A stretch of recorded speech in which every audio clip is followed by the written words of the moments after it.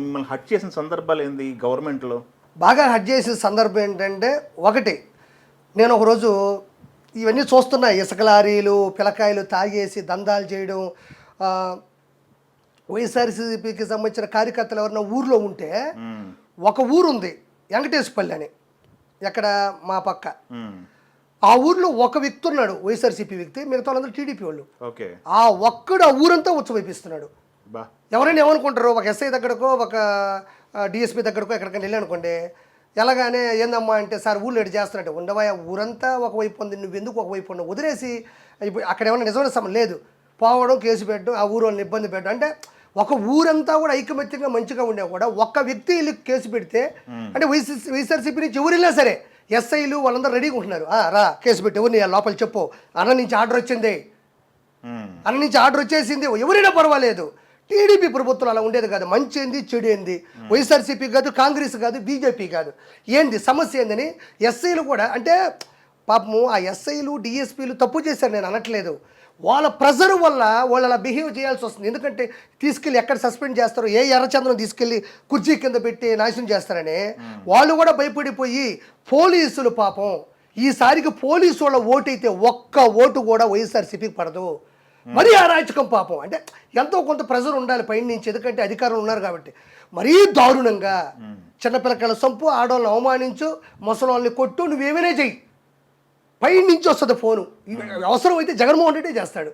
మనోడే ఫోన్ చేశాడు, చేసి పెట్టు అంటే. అదే చంద్రబాబు నాయుడు గారి ప్రభుత్వం అలా ఉండేది కాదు. ఒకవేళ అవతలోడు వైఎస్ఆర్సీపీలో కానీ కాంగ్రెస్లో పనిచేసినా, చంద్రబాబు నాయుడు గారు టీడీపీలో ఉన్నా, పోలీసు వాళ్ళని పిలిపించి ఒక ట్రైనింగ్ ఉండేది కాదు. పోలీసు వాళ్ళకి మామూలుగా ట్రైనింగ్లు ఉంటాయి, మధ్య మధ్యలో సెలక్షన్స్కి వెళ్ళడాలు అట్టు ఉంటాయి. వైఎస్ఆర్సీపీలో మాత్రమే ట్రైనింగ్లు ఉంటాయి. వాడు ఎంత ఎవడాడు, మనోడా కాదా, పోయినసారి ఓటేసాడా లేదా, రోడ్డు మధ్యలో పట్టుకోవాలా లేదా, నీకు ఏం చేస్తున్నావు, ఏంది నీ పరిస్థితి అనేది వచ్చింది. చంద్రబాబు నాయుడు గారు ఒక మనిషిని టార్గెట్ చేసే రాజకీయాలు ఎప్పుడు చేయలే. నాకు తెలుసు, నా వయసులో కూడా చంద్రబాబు నాయుడు గారు చేసినప్పుడు నేను చూసాను. 2014 2015 వరకు నేను చూడలేదంటే ఇది ఎక్కువ. ఈ దోపిడీ వ్యవస్థ ఎక్కువైపోయింది. ఎక్కడైతే ఇసుక ఉంటుందో ఆ ఇసుకని చెన్నైకి అమ్మేస్తున్నారు, బెంగళూరుకి అమ్మేస్తున్నారు. రాత్రిళ్ళు పోలీసు వాళ్ళని చుట్టుపక్కల పెట్టుకొని అడ్డాగా పెట్టుకొని టన్నుల టన్నుల టన్నుల టన్నుల ఇసుకని, అది ప్రకృతి వనరులు అవి, ఆ డబ్బుల్ని నువ్వు సజావుగా ఒక మార్కెట్ రేటు ప్రకారం పంపించి ప్రజలకి ఇవ్వాలి. అవసరమైతే దాన్ని ఏరే రాష్ట్రాలకు కూడా ప్రభుత్వ రేటు ప్రకారం ఇచ్చి, ఈ రోడ్ల నిర్మాణాలు కావచ్చు, భవన నిర్మాణాలు కావచ్చు, చదువు నిర్మాణాలు కావచ్చు, వేతనాలు కావచ్చు, ఇవన్నీ కూడా ఈ ప్రకృతి వనరులు. ఇవన్నీ కూడా వీటిని కూడా అక్కడ లోకల్ ఎమ్మెల్యేలు, మినిస్టర్లు, ఎంపీలు పెట్టుకొని అక్రమంగా తరలించి నైట్ పూట మనల్ని ఎవరి బండ్లు కూడా, నెల్లూరులో అయితే మరియు దారుణం. రాత్రుల్లో టిప్పర్లు, పెద్ద పెద్ద హైవే వెహికల్స్ తిరుగుతూ ఉంటాయి. ఇవన్నీ ఎక్కడి నుంచి వస్తున్నాయి? సలార్ సినిమా చూసాం కదా మనం, ఒక చిన్న మార్కు కనబడితే వదిలేయాలి. ఇప్పుడు అదే అనమాట. జగన్మోహన్ రెడ్డి టిప్పర్ వస్తుందంటే ఆంధ్రప్రదేశ్లో ఎక్కడైనా దొరకచ్చు. అది ఏమైనా కావచ్చు, అది ఎర్రచందనం తరలించడం కావచ్చు, ఇసుక తీసుకెళ్ళిపోవడం కావచ్చు.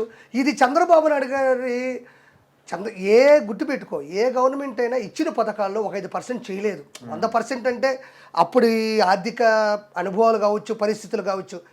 కానీ ఇతను మేనిఫెస్టో చెయ్యకపోగా రౌడీల్ని ప్రోత్సహించి ఈరోజు కొడాలి నాని అంటాడు, గుట్కా గోండా, నీ అమ్మ అంటాడు, నీ అక్క అంటాడు, నీ అమ్మ అంటాడు, నీ అక్క అంటాడు.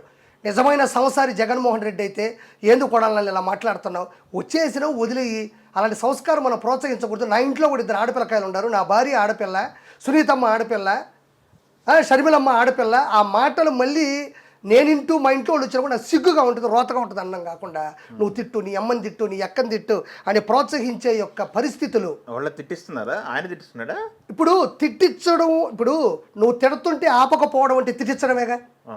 ఇప్పుడు నువ్వు తిడుతున్నావు బా, నువ్వు తిడితే నేను ఒక మాట అంటే, నువ్వు ఒక చీఫ్ మినిస్టర్వి, నువ్వు ఒక ముఖ్యమంత్రివి, ఒక రాష్ట్రానికి ఒక అమ్మ లాంటివాడివి. నువ్వు ఆ విధంగా బూతులు తిడతా ఉంటే, నువ్వు ఇంగ్లీష్ మీడియం స్కూల్ పెట్టి అన్నాడు. నువ్వు ఇంగ్లీష్ మీడియం స్కూల్ పెట్టి పిల్లకాయలు బాగున్నానుకున్న నువ్వు ఈ విధంగా అసెంబ్లీలో బూతులు తిట్టిస్తా, ఇతరుల ఆడపిల్లకాయల్ని తిట్టిస్తా ఉంటే నువ్వు ఇంగ్లీష్ మీడియం స్కూల్ పెట్టి ఎవడికి ఉపయోగం? ఇంగ్లీష్ మీడియం స్కూలు నీకేమి నేర్పిస్తుంది? ఈ విధంగా ఆడపిల్లకాయలు అమ్మ లెక్కలు, నీకు ఎన్ని పెళ్ళిళ్ళు అయినాయి, నీ కూతురు లేచిపోయిందా, నీకు లెగట్లేదంట, వాస్తవం ఆడదు, పచ్చిగా చెప్తున్నా. ఇన్ని మాటలు మాట్లాడుతున్నప్పుడు ఇదే ఆడపిల్లకాయలు ఇదే స్కూల్ పిల్లకాయలు యూట్యూబ్ మళ్ళీ ట్యాబులు ఇచ్చావు.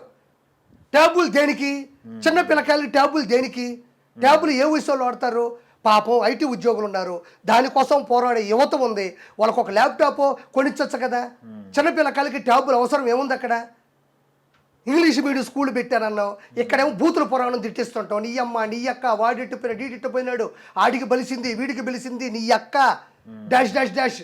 బీపులు లేని పోనీ నోరు చేరారనుకున్న పర్లే, బీపులు లేని బూతు పదార్థాలు ఈరోజు తిట్టిస్తూ దాన్ని ప్రోత్సహిస్తూ వాళ్ళకి డబ్బులు ఇస్తూ దాన్ని సపరేట్ శాఖగా మలిచిన జగన్మోహన్ రెడ్డికి బుద్ధి చెప్పాలి జనాలు.